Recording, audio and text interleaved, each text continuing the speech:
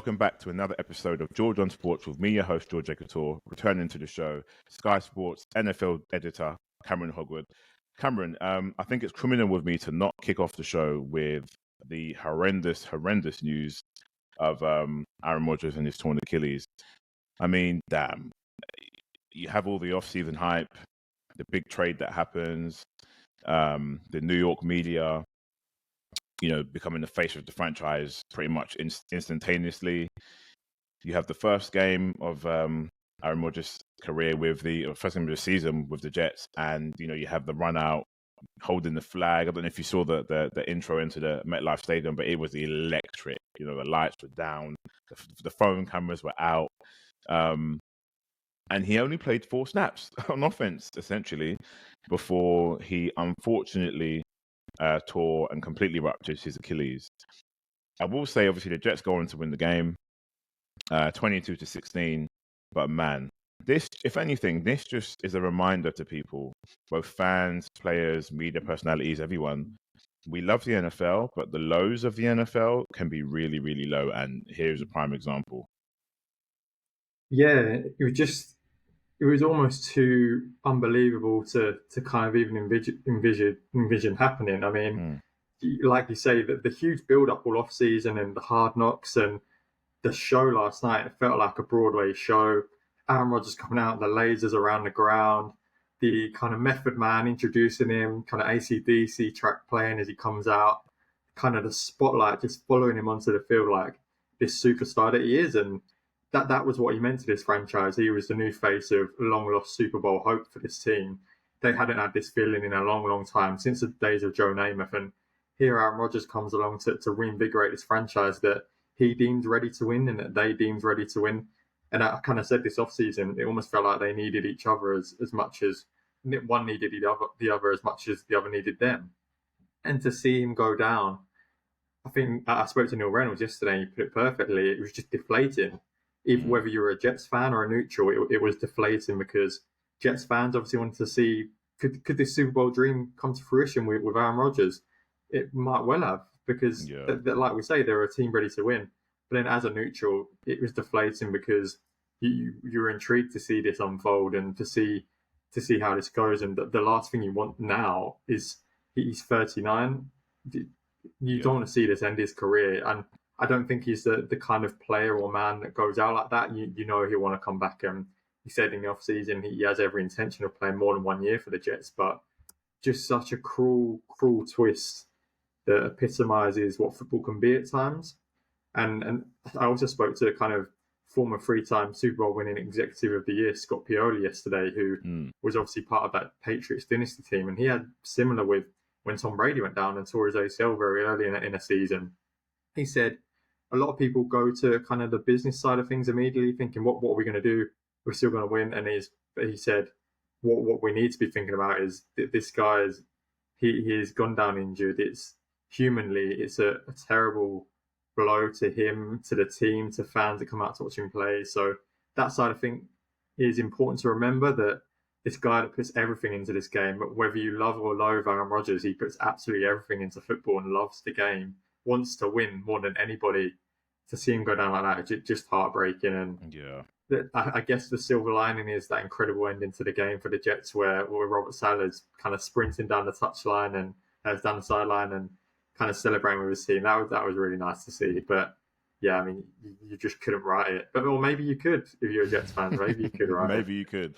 A lot of Jets fans have come out and said, well, I guess it's back to being a Jets fan and not having any success. But there's a few things that I noticed. In all 4 of those snaps prior to the Aaron Rodgers injury, the pressure on that offensive line was immense. It was absolutely immense. And Aaron Rodgers kind of had the look on his face as if to say, guys, this isn't good enough. I have no time to do anything. And I think you must have seen the quote that's come out. People are trying to find reason to why this has happened. There's one take about the field not having grass, it's supposed to have an artificial turf, which a lot of the players do not like.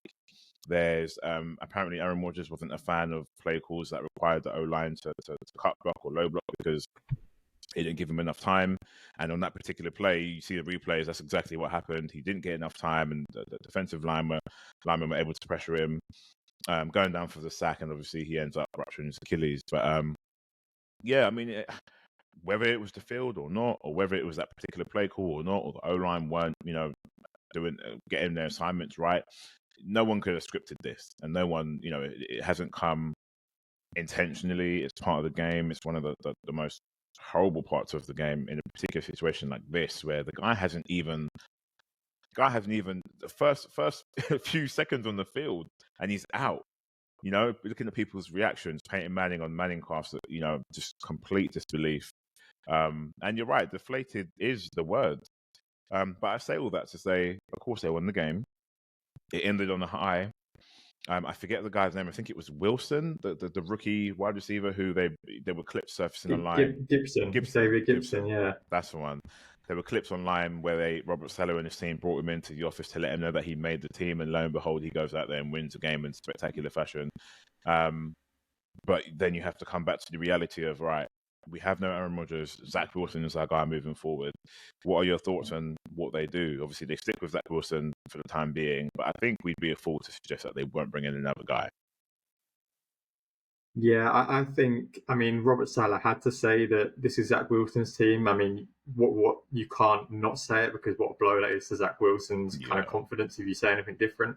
I think they'll give him 2 or 3 weeks to see how he fares. Look, what I will say about Zach Wilson is it feels like this past off-season kind of shadowing Rodgers has been his most meaningful and kind of probably best learning experience since he entered the league.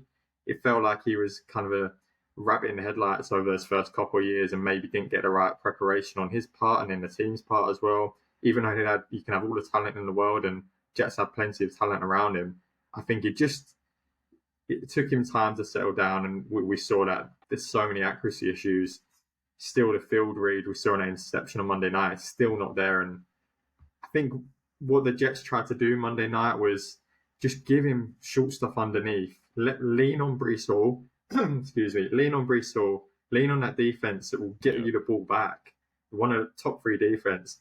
Just take the stuff underneath, play it, just take it in your stride, take it easy the first couple of weeks. I think that's what they'll do. I think that's what Nathaniel Hackett will do. And I don't want to kind of compare them, but I remember Nathaniel Hackett when he was working with Blake Bortles in Jacksonville. And look, with all due respect to Blake Bortles, didn't have the best arm in the league. And Nathaniel Hackett worked with what he had, and they get to the AFC Championship game. And I feel like he'll take a similar approach in kind of accentuating Zach Wilson's strengths, but very much trying to limit kind of those limitations, if you will. And I think that is the kind of reading defense design, reading the field. That's an issue. He's erratic at times. Just rein it in. Take stuff underneath. Take the check downs. Give it to your kind of committee backfield. Dalvin Cook, Breece Hall, Michael Carter, Israel Abinakanda, the rookie. You've got 4 guys there that can kind of alleviate the pressure from you. So I think they'll give him a few weeks. When you look at the free agency market, Carson Wentz doesn't really set your world alight. I don't think they'll be trading in kind of Wilson to kind of bring Carson Wentz into the picture. When you look around, Matt Ryan's just started his broadcasting career. I can't see him ever coming back. There's not many options out there unless you were to go and trade for someone like Jacoby Brissett, who you know all too well. And look, fair enough to Jacoby. He's not your game winner, but I think he's safe enough to get you through a few weeks. And I don't think that's a bad option to kind of pursue if things don't look like they're going to work out with Zach. Jameis Winston sitting over in New Orleans. Yep. Probably wondering what he wants to do. Look, Andy Dalton. New Orleans might be very reluctant to let him go because he's probably up there with one of the best backups in the league if you need him. And I joked about it yesterday. Cam Newton, we're probably due a video of him asking for the Jets to come and get him. So it'll be interesting, but I think they'll give Zach Wilson a few weeks. He seems to have had a good offseason, so I hope he does well.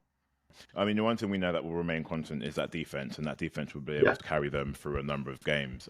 But the Bills, oh my goodness gracious. I did a video earlier a couple of weeks ago about, in my opinion, the Bills are trending downwards.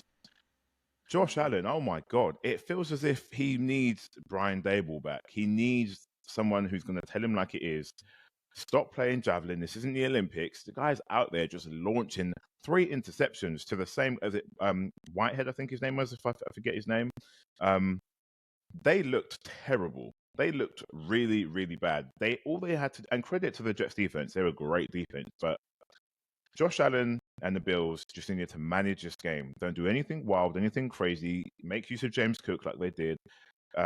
Gabriel had a few catches. Diggs had a few catches in some tight space. But some of the stuff that Josh Allen was doing, I'm really confused. It's as if he kind of just thought, heck, Diggs is down there somewhere. Let's just chuck it down. I mean, there was double coverage a lot of the time. I really was confused as to what his approach was to this game. He played a lot of hero ball, taking unnecessary hits in game one.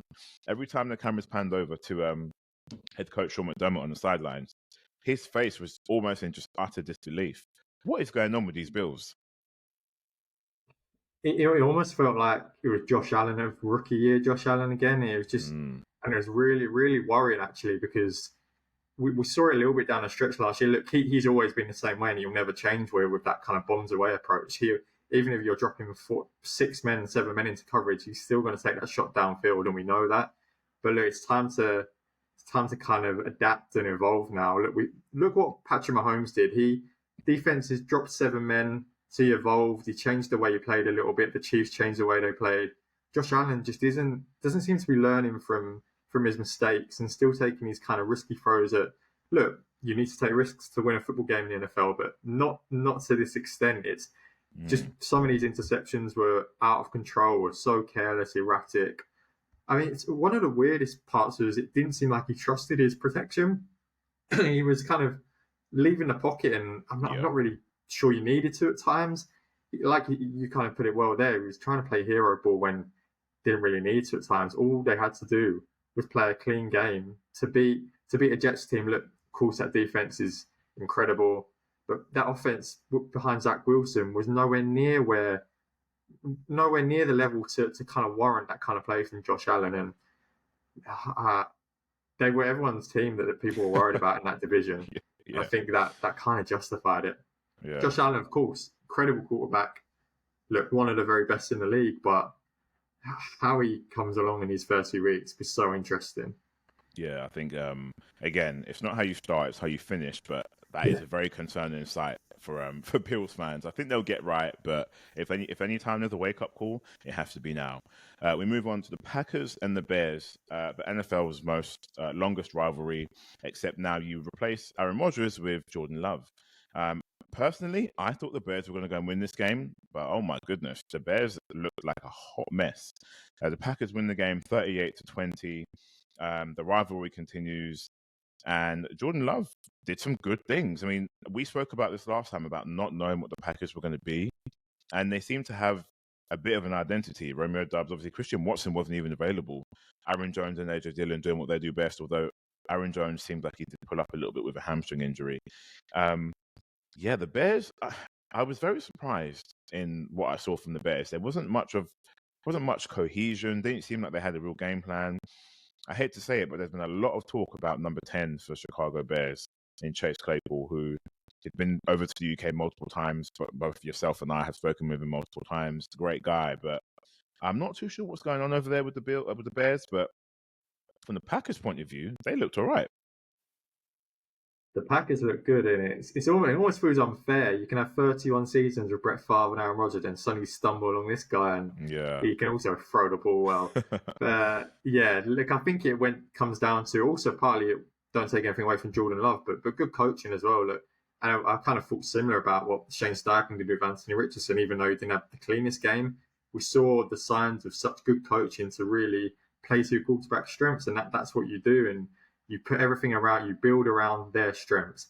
And that's what Matt LaFleur did with Jordan Love. I think there was a really nice sequence in the build-up to one of the touchdowns where kind of one play they run an outside zone with Aaron Jones, and the defenders come up the next play. And then 2 plays later, they kind of fake the outside zone, Jordan Love bootlegs, and then tosses it back across to the other side of the field to Aaron Jones, who kind of darts away. And it's just smart play calling. They were dragging the Bears defense left to right, leaving them kind of guessing as to what's coming next. And that's perfect play calling architecture, and Matt LaFleur was kind of in his bag at times at the weekend. So that was really fun to see that Packers team, this youthful Packers team, putting some funky play calls out there, which is really nice to see. And the 2 touchdown passes to Romeo Doubs, couldn't fault them. Just awesome throws from Jordan Love, awesome job. And there was one really good throw where he sits in the pocket, holds Tremaine Edmonds with like his eyes. Tremaine Edmonds literally stuck in glue, and he just kind of no look passes it to his left. And I thought that was awesome for somebody who's kind of heaps of pressure on his shoulders after kind of taking over from Aaron Rodgers. That was really cool to see. Worrying signs for the Bears were that pass rush. That pass rush Jordan Love had all day back there. And the Packers' offensive line is what it is. It's got some great players across that line, but that's a worry for the Bears, a pass rush, and it doesn't look like an NFL offense at the moment. That's a good way. Yeah, that's a Justin great Fields is still running, and you see when he takes off and when he fumbles, all hell breaks loose. And look, he's not a kind of fumble merchant, but it happens. If you happen to run it every play, it's going to happen. It was meant to be a more spread, diverse offense, so I think they're still learning that and finding a way to kind of get everybody on board with that. But worrying signs for the Bears and for Justin Fields. In contrast, the Packers defense, Rashan Gary played 10 snaps and got 5 pressures. So they're going to be fine, I think. Yeah.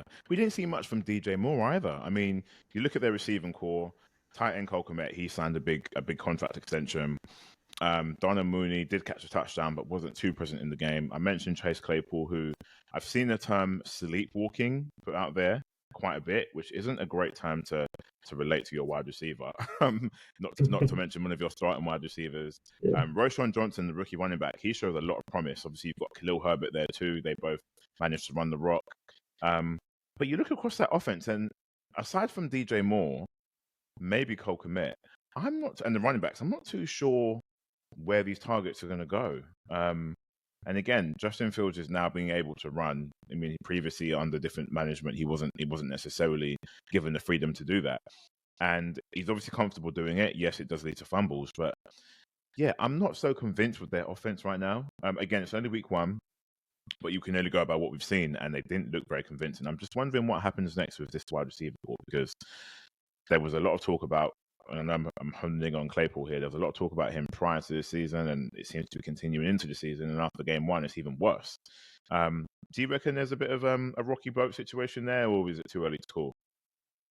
Yeah, it's a funny one with Chase Claypool because, look, when you look at the aesthetics and what he was coming out of college, just a ridiculous athlete who chucking downfield and he'll kind of out-wrestle you in contested catches and look like an absolute machine out there. And I don't quite know where that's gone, whether it's a confidence thing because things didn't go quite well towards the end of his time in Pittsburgh and he gets traded mid-season. That's not the kind of glowing review of what you are. And I wonder if he's asking himself a few questions as to what he wants to do now. But yeah, it's interesting. And he also has to kind of deal with the fact that DJ Moore will be the guy that they throw to. Darnell Mooney's there.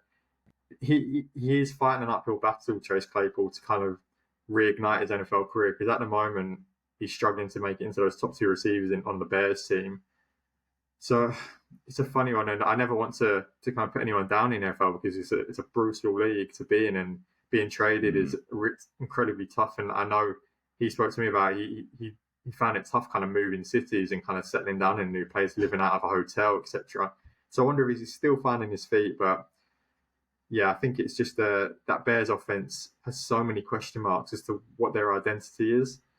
Probably need to find that in the first few weeks to kind of really give Justin Fields a chance this year. Look, Justin Fields, when he lets it rip, he's got a really great deep ball. He can throw a really accurate deep ball, and like we know what he can do on the ground when he takes off outside of the pocket. He can throw out of structure and off script. Just, yeah, we need to see a bit more diversity and creativity, I think. Yeah, talking of having an identity, the Dolphins and the Chargers. Oh my goodness.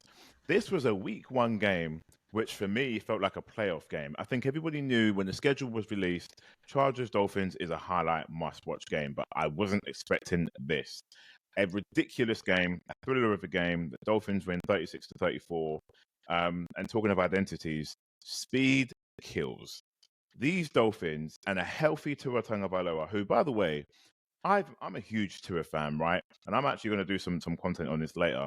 The disrespect that Tua has received, stemming from back at Alabama with his hip injury, all the way through to the NFL, to not being able to play properly, being a lefty, not being accurate.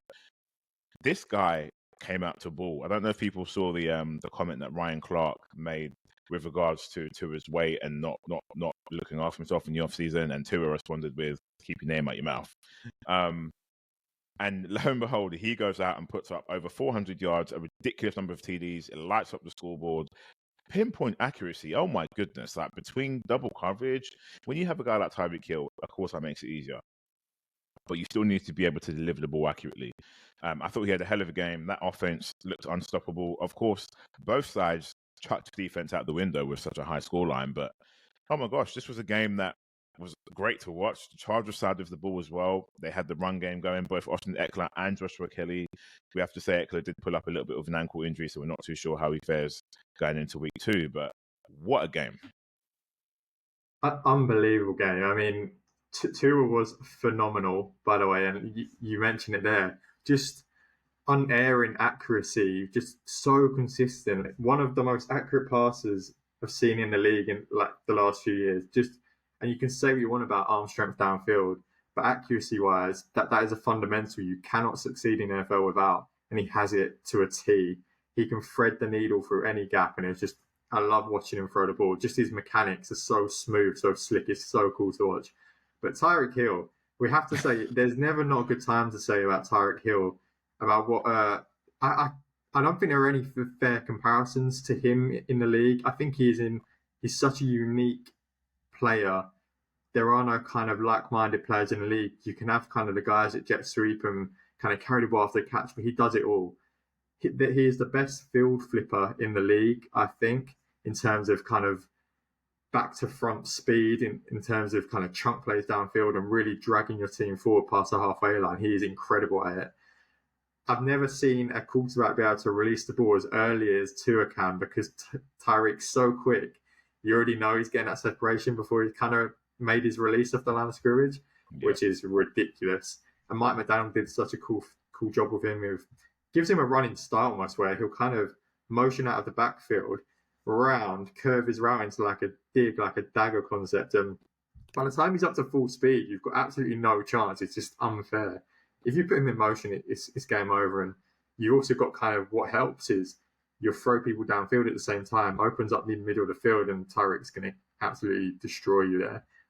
What I liked about kind of that relationship in the game is that 3rd and 10 down the stretch where Tyreek's kind of trying to get down the sideline, and Tua almost needs to climb the pocket, collapses a little bit. Tua climbs the pocket to give him a few more seconds to break free, and then he's kind of off platform, off balance. Throws this, what, by the way, guys, shock, he can throw downfield. He's got a decent arm. Yeah. He kind of lands it between the cornerback and the safety, and pretty much sets up that game-winning touchdown in the end. So, unbelievable game. That Dolphins offense will hang with anybody in the league. They'll dunk on anyone and they'll outscore anyone. What also went kind of under the radar is Vic Fangio all game didn't want to blitz Justin Herbert. Look, fair enough, nobody blitzes the best quarterbacks in the league. Then when it comes down to the game on the line, last 3 plays, 2 of the plays are blitzes, and that's how they win the game. And it's about when you call the plays at the right time, and that's why you pay Vic Fangio more money than any DC in the league. So Dolphins team. I don't know why people have kind of written off this Dolphins team, because, I mean, Tua without a concussion is still very good, by the way. Exactly. It's almost as if people just assume. I mean, he had a few injuries and a few concussions last season, and it did derail a lot. But it's as if people feel that he's permanently concussed. He isn't. He really isn't, and he's a great quarterback, and he has a great surrounding cast. But the Chargers, I mean, they put on a show too. Keenan Allen looked like the old Keenan Allen. Mike Williams made some great catches. The rookie wide receiver Quentin Johnson was present too. Austin Eckler and Joshua Kelly. Joshua Kelly, by the way, I was actually confused at some points, thinking it was Eckler when it wasn't. It was actually Joshua Kelly. So they did a lot of good stuff too, back and forth. Obviously, Justin Herbert airing out the ball, doing what he does best. It was a great game. Do you think either team can sustain this level of output? I think the Dolphins can on offense. I think they would get even better as well, by the way. The Chargers, I said coming into the season, Brandon Staley is probably my most under pressure coach, because he gets that job on the basis of being this defensive guru who kind of come up with this kind of one of the league's best defenses in with the Rams. And the reason he got the job is one of the reasons they're losing. losing games. That defense just looked lifeless at times again. Really struggled to really pile the pressure onto, which is what you want to do up front. Over the middle of the field, there's a bit of kind of disconnection. You're looking at the secondary, just a poor pass interference penalty given away by J.C. Jackson and proves really, really costly. There's just little things in this defense where it's just not blending together at the moment. And I feel for Justin Herbert because he looked like he could score every time he marched down the field, just not getting kind of that effort back in response from a defense. Been under pressure for a little while now, and I think Brandon Staley will have a few questions to answer about that because it is. I think it's the most expensive defense in the league, by the way. Yeah. That you're putting pressure on yourself automatically of that. I think the Chargers have to be a playoff team. They have to. Oh, man. They have Justin Herbert, and he's capable of beating teams. But they have to have a championship or a playoff defense that they just don't at the moment. It seems as if it's going to be the offense to carry them forward in a lot of their games, and their defense just seems to be that liability. But what a game, man. I felt like I was watching playoff football. It was incredible, absolutely incredible. Before we wrap things up, are there any games you want to touch on? I mean, I know you're sitting there and your Giants got absolutely spanked, 40-0, 7 sacks, a turnover differential of 3+. Graham Gano missing 3 field. I mean, yeah, it was bad. If you want to talk about that game, I don't know if you're willing to do that, but yeah, I mean, I think you're set up at like 4:00 in the morning, wondering like, why am I still here? Why am I watching it? And yeah, could not have got off to a worse start of the field goal block. Kind of set the tone.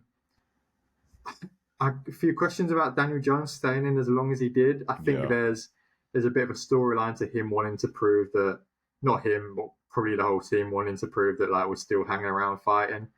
I don't think there are any positives. The offensive line, when Andrew Thomas leaves the building, it's all heaps of chaos. And that is a worry for Daniel Jones because it's such a fundamental part of the game, especially with the way we play as a team.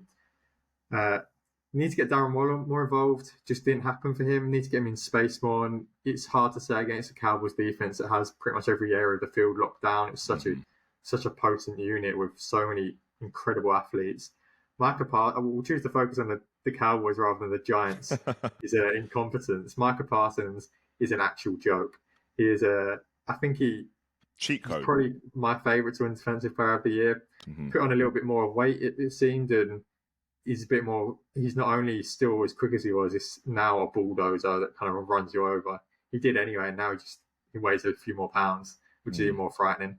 I think Dan Quinn walks into a head coaching job. That was one of my big takeaways from that game. Come the end of the season, he'll get a job straight away, I think, if he wants one. But yeah, not too much to say on that Giants performance. But we'll talk about your Colts quickly. I think actually the Colts, good signs. You must be kind of encouraged from what you saw. Yeah, so, I mean, number one, I wasn't necessarily expecting a win, but then it looked like we could have actually potentially got the win. What took me by surprise, I was really happy with the defensive line. We looked really good as a unit. Buckner, big Grove Stewart, who's amazing. Quitty Pay, who we're expecting a lot from this season. He seemed to have a really good game. Zaire Franklin led the team with 18 tackles. I mean, he is an absolute baller. Shaq Leonard is back as well and played the majority of snaps, which is really good to see. We need him in that defense because he's another one of the leaders. Secondary obviously got cooked. Secondary, we are weak in the secondary. We're playing a lot of rookies aside from Kenny Moore.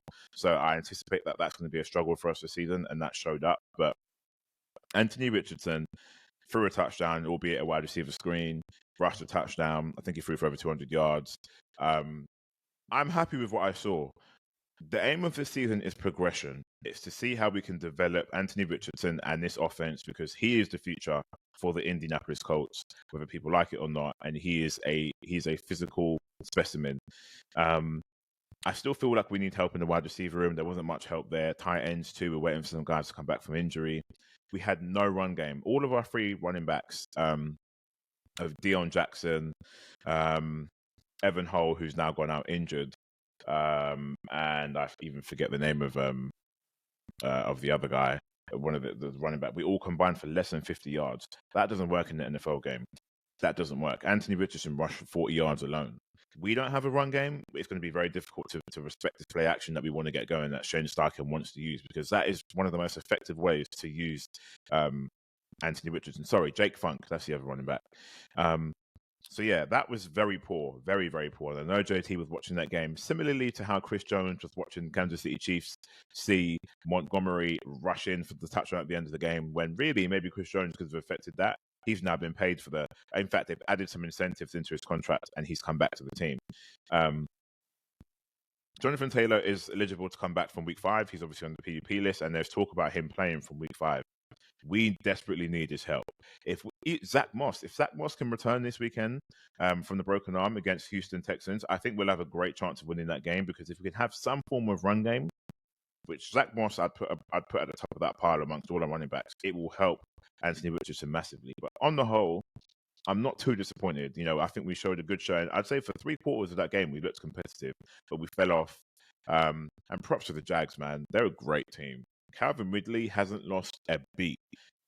Zay Jones as well. It's crazy. These guys have almost come out of the woodwork, so much so that Christian Kirk can't even get a look in. So no, great.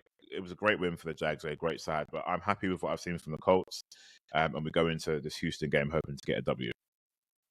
Yeah, I think just to point out that Richardson running touchdown, that the play design was awesome on that, and that was what you want to see moving forward. It was kind of 3 moving parts starting from a spread kind of look, and it's so many bells and whistles, and Jaguars didn't know what you were doing, and Richardson runs it in. That was such clever play design, and really what you want from Shane Steichen. And just quickly on that Trevor Lawrence throw to Calvin Ridley through 2 defenders. How on earth? I don't know. I mean, you can talk about the Colts secondary, but there's nothing you can do about that.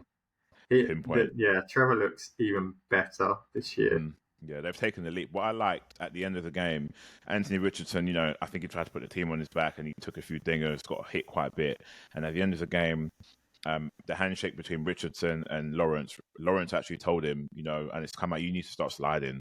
The hits in the NFL are different and they're going to add up. So I'm really grateful to I mean, these are the 2 quarterbacks that are going to rule the AFC South for years to come. I'm not going to include CJ Stroud just yet because I weren't too impressed with what I saw. Not saying he's not good, but Anthony Richardson and Trevor Lawrence are going to be the guys that, control this AFC South for the foreseeable future. But we'll leave it there. That comes to the end of the episode. A quick review of some of the highlight games in week 1 of the NFL. Geez, it's week 1. Tomorrow's going to feel like week 5. It's going to be the playoffs before you know it, and then it'll be the Super Bowl. But I've been George from Georgeonsports here with Cameron Hogwood, Sky Sports NFL editor, and we'll see you on the next episode.